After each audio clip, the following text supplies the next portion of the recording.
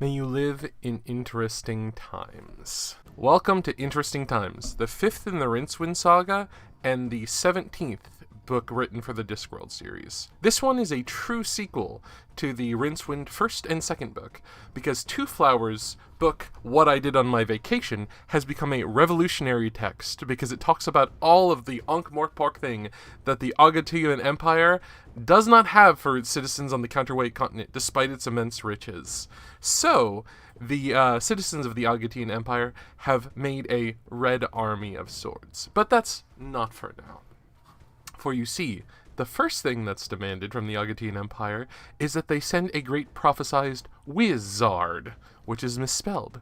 And there's only one wizard who is misspelled in the entirety of the Discworld, and that's, of course, Rincewind.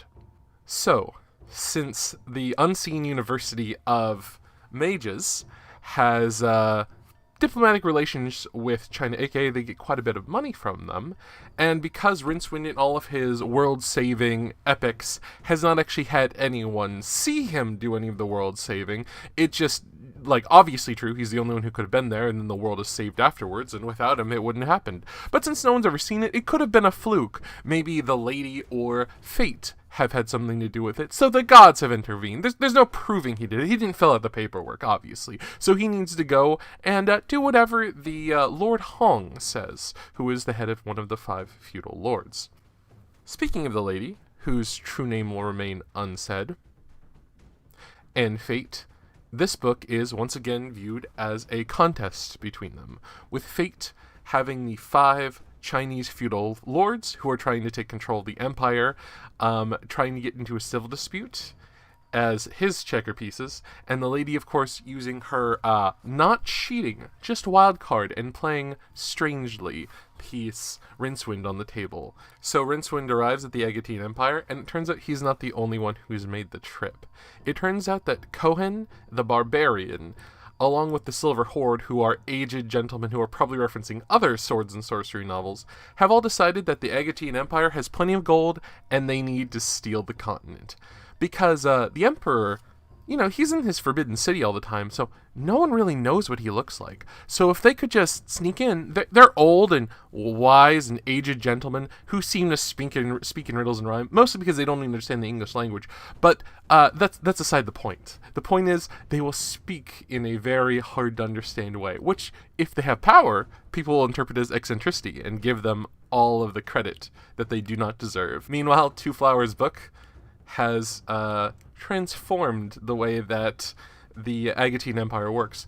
Since his book is red, the people who believe in it are called the Red Army, and they are mostly led by his 2 daughters. Unfortunately, Twoflower's daughters don't appear to be very good at coming up with practical solutions to any of the government's problems. They are mostly just kind of stating all the issues with it, but they don't have something better lined up. And they're mostly just putting up posters and chanting slogans. If they were trying to free Tibet, they might be saying something like, discount Tibet.